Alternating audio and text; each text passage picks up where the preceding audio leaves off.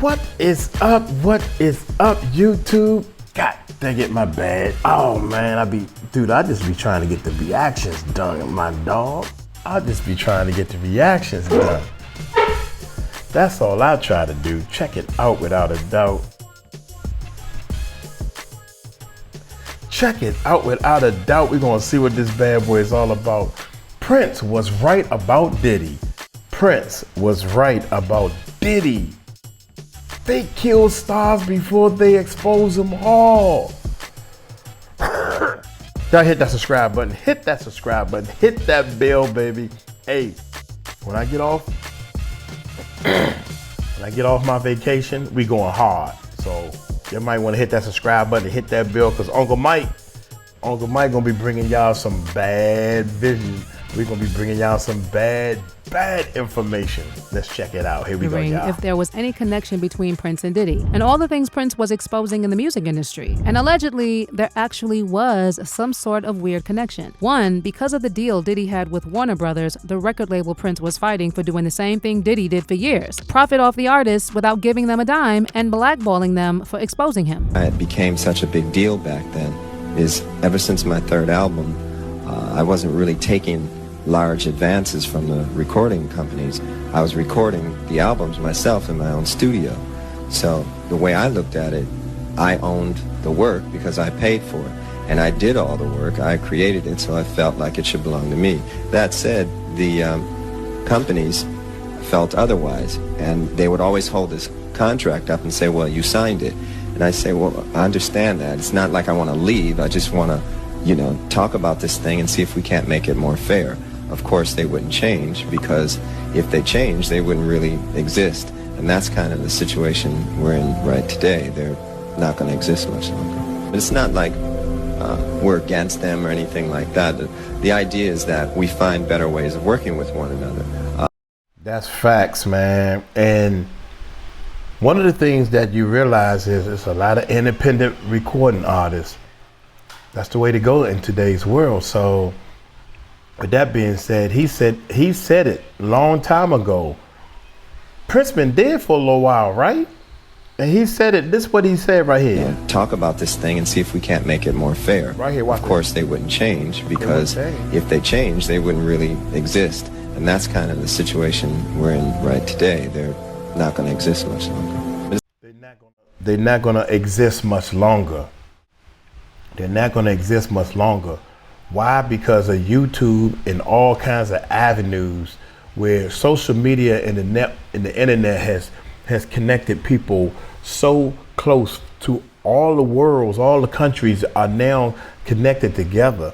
So you, with the right marketing, all you got to do is put together the right marketing plan, the skills and everything, and you can put your own music out there, become your own successful artist without a record label. It's not like we're against them or anything like that.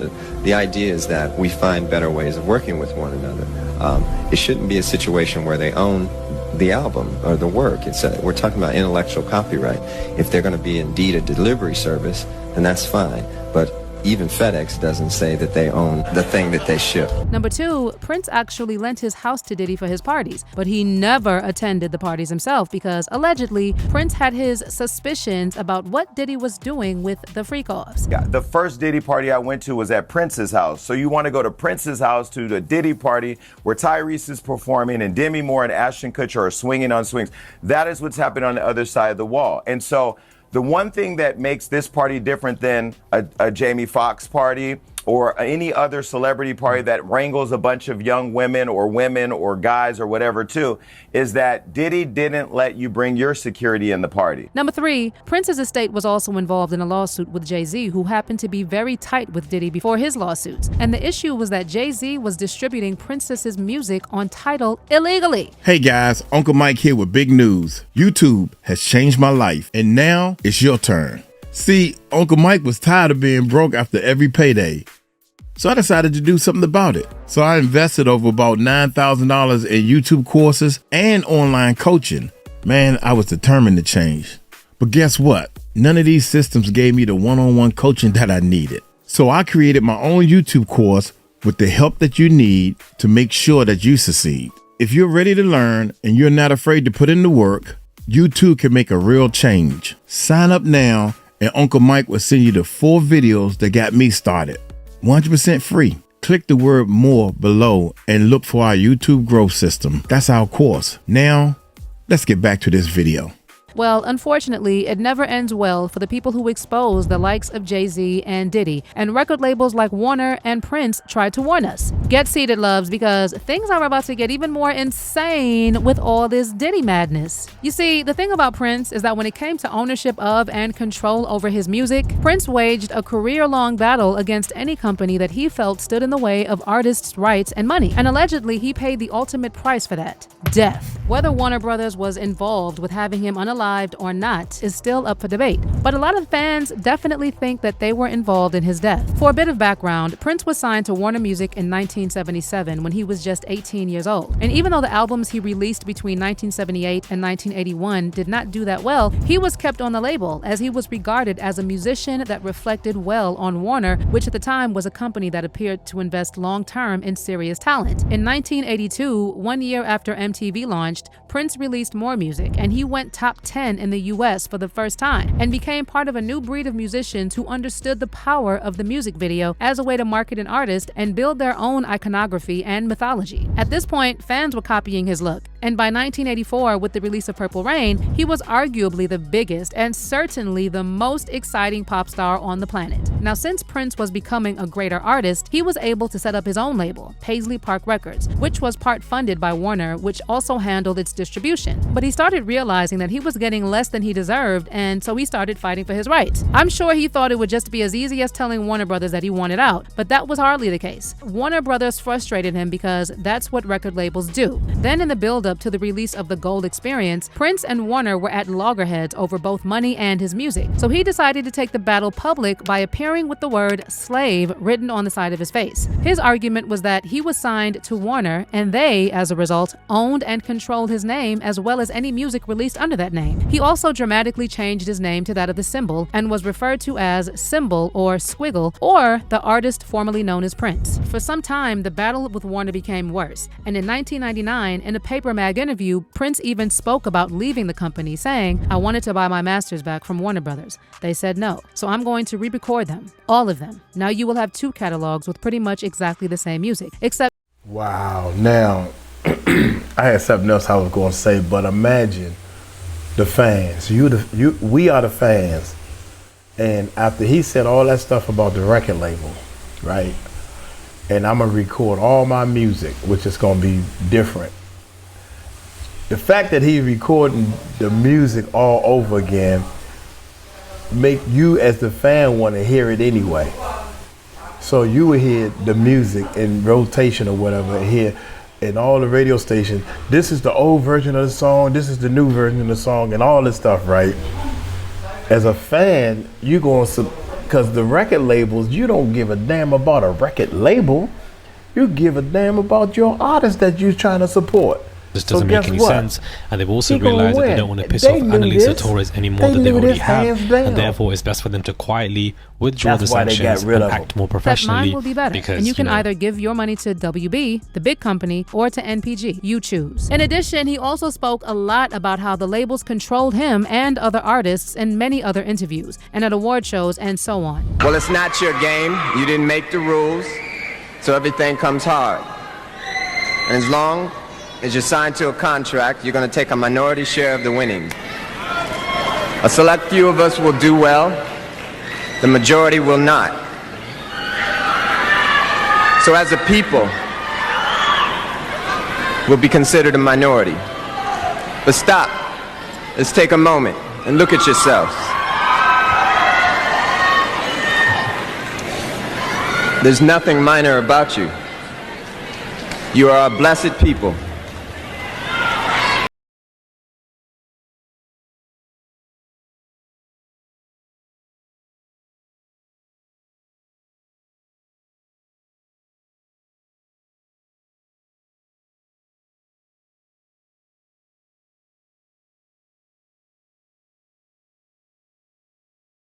about standing on business that in a move to reclaim his art on the internet in 2007, he announced he was going to take action against YouTube, eBay, and the Pirate Bay for unauthorized use of his music. Well, Prince eventually regained ownership of his name, and he worked out some sort of deal with Warner. But not long after that, he died under very suspicious circumstances. For those who recall, when Prince died, the story was that he died at the age of 57 after being found unresponsive at his estate in Minnesota. At the time, health officials determined Prince died of an accidental fentanyl OD after unknowingly taking counterfeit Vicodin laced with the highly potent synthetic opioid. And he was found in an elevator, the same elevator he called the devil. The thing that, kind of spooked me about it all was he has a song called Let's Go Crazy. Yeah.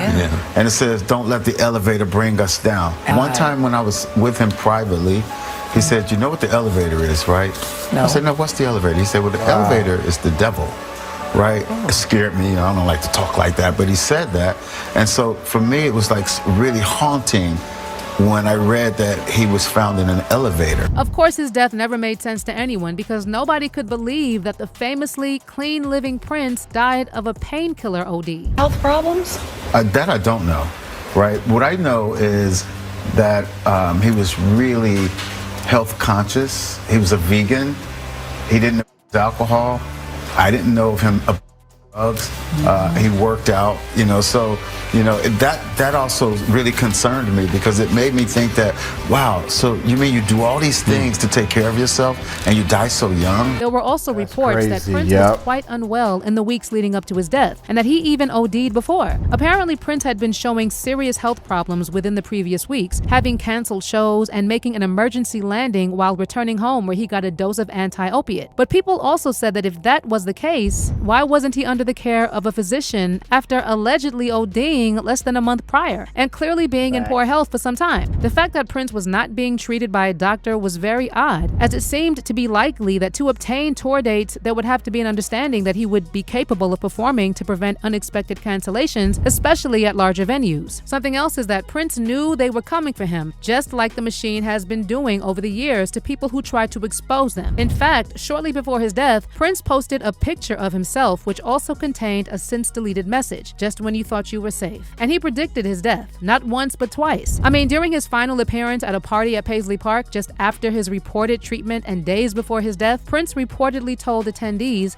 wait a few days before you waste any prayers. Interesting, right? Well, the general belief was that he was definitely unalived, and a lot of people have been saying this, including celebrities like Kanye West. And when it comes to Kanye, we have had people say that Kanye West is like a modern-day Prince because he fights for the same things Prince fought for back in the day. Nobody, this ain't independent. Yeezy's the only 100% owned, independent, black owned or whatever. I don't know if it'll be owned after this interview, but you get what I'm saying? Like when we sign something, we don't sign somebody. We're signing someone to the bigger Vivendi slave ship, to the bigger universal slave ship. Because y'all saying, oh, his tweets was crazy. You know why Prince gave me the song Jail? Because he liked what I did. And he's like, I like what you did with them contracts. You said Prince gave it to you. Right. Man, he definitely, guess who's going to jail tonight? You know what I'm saying? A Gemini spirit. People who don't, because he was on that tip. Yeah. Just people don't know. You're talking about Prince. Yeah, I'm talking out Prince. And Prince trying to get away from corporations, disconnect. Prince with the slave on his cheek. Yeah, slave on his cheek, yeah. You know what I'm saying? Michael Jackson, bro. This man. I mean, if you took late 70s, 1980s Prince and plugged him into the social media era, he would have been viewed the same way Kanye West is viewed. L.A. Reid even told Access Hollywood, people love Kanye for sure, but he's great. Great, I mean on the level of Prince. But modern day, he's hip-hop. He's not the same thing. He doesn't play guitar. He doesn't play piano. He's not that kind of performer. But for hip-hop, he is a king. Okay, guys, as for where Diddy comes in, if y'all recall, Diddy and Warner Group inked a joint venture deal that gave the record company a 50% stake in Diddy's Bad Boy Records label. Under the deal, Warner would market and handle digital and physical distribution of Bad Boy's catalog releases worldwide, and the label's roster of current and former artists, including Mace, Mario Winans, Notorious B.I.G., and P. Diddy himself. While speaking about the deal, Diddy even said, there have been a lot of boutique record labels that come and go, and we're still here. This has ensured for the next couple of years that we have the right financial backing, the right financial structure, the right partners to remain of force force in the music industry. The very same thing Prince had been fighting his entire life was what Diddy was doing to his artists. And do we really need to go through every former bad boy artist Diddy has screwed over? We already know that this list could go on for days. And allegedly, this is one of the issues Prince had with Diddy. What's even worse is that just before Diddy was hit with his first lawsuit, he had started giving publishing rights back to his former artists, and that includes Biggie, who signed to Diddy's label Bad Boy Entertainment upon its launch in 1993. But his former artists were saying that Diddy had already milked everything he could, and the rights he was giving back were basically worth nothing. And it's funny, and then you move on and you like something that he did on TikTok because he's funny. But for people that worked for 6 years of their life and entered an industry where somebody made, what, $48 million? $50 million? And we didn't even see a penny of that, and we were in thongs and 5-inch heels for years of our lives on stage. And not any of it did we see. And the measly amount of change that MTV paid us, we don't even get to feel any benefit of that because they never brought the show back. And they don't play it in reruns. So we can't even get the hype of, oh, hey, I remember this. They're cult classics. Let me hire her for something. Yeah. Like all of them got, right? Mm-hmm. Jersey Shore kids are making millions of dollars. In addition, like I said, Prince possibly knew about the freak-offs Diddy was having and chose to stay as far away from him as possible. I mean, Jason Lee recently said that the first Diddy party he attended was at Prince's house. And the strange thing he realized was that no one was allowed to bring their own security to the party. Yeah, the first Diddy party I went to was at Prince's house. So you want to go to Prince's house to the Diddy party where Tyrese is performing and Demi Moore and 𝗟𝗓𝗡𝗞𝗦 are swinging on swings. That is what's happening on the other side of the wall. And so the one thing that makes this party different than a Jamie Foxx party or any other celebrity party that wrangles a bunch of young women or guys or whatever too, is that Diddy didn't let you bring your security in the party. Who knows? Maybe after the party Diddy held at Prince's house, he realized exactly what was going on and cut ties. Now let's touch a little bit on Diddy's former bestie Jay-Z and how he was involved with Prince. Allegedly, when Prince was having all his problems with Warner, at one point he put his trust in Jay-Z because he thought that Jay-Z had the interest of his artists at heart. So he worked up a deal with Tidal, a streaming service substantially owned by Jay-Z's company, Roc Nation. But in 2016, the administration of Prince's estate authorized NPG Records to file a copyright lawsuit against Roc Nation for putting 15 Prince albums on Tidal. The lawsuit said that Tidal was only given an exclusive 90-day license for a newly recorded studio album, Hit and Run, and that Tidal had committed copyright infringement by putting 15 Prince albums up on the streaming service. The thing is, Tidal said they got a license both in writing and orally to be the first streaming outlet to distribute many of Prince's albums, but NPG, on the other hand, said that the agreement between Tidal and Prince and the equity term sheet was fabricated and backdated to appear authentic. They said that Prince certainly made a deal with Tidal for a recorded studio album titled Hit and Run, but NPG said there's no evidence that the agreement contemplated other works or that Prince was ever issued Tidal equity before the dispute arose, and Roc Nation ignored repeated requests to provide documentation or evidence of any oral and implied agreement granting such rights. So basically what people have been trying to say with this is that Jay-Z and Diddy are birds of a feather. Literally, two people cut from the same cloth, and they are both capable of doing the same things. According to many people, when Prince was cautioning people and artists about the machine, he was talking about people like Diddy and Jay-Z. And just like many others before and after him, he had to go. But what are your thoughts about everything Prince tried to expose about the music industry? Do you think that's what ultimately led to his untimely death? Sound off in the comments section below. Man, I'm just gonna tell y'all facts, young. There is too many fishy death in this game. Michael Jackson's death could have been avoided. It's clear that Prince's death could have been avoided. Whitney Houston's death could have been avoided. The bodyguard guy, what's his name? Could have been avoided. Uncle Ron. Yeah, Uncle Ron could have been avoided. All of a sudden, dude, if y'all didn't off Uncle Ron, then maybe it wouldn't bring that much weight to all this stuff. This dude all of a sudden got on Instagram and TikTok and YouTube or whatever and started putting out these videos. All of a sudden. Then all of a sudden, he's gone. So man, hey, y'all let me know, man. Prince, I'm trying to let y'all know, man, that the music industry is changing. The way we look at this music industry has already flipped over. So now everybody, once this dies down, everybody who wants to do music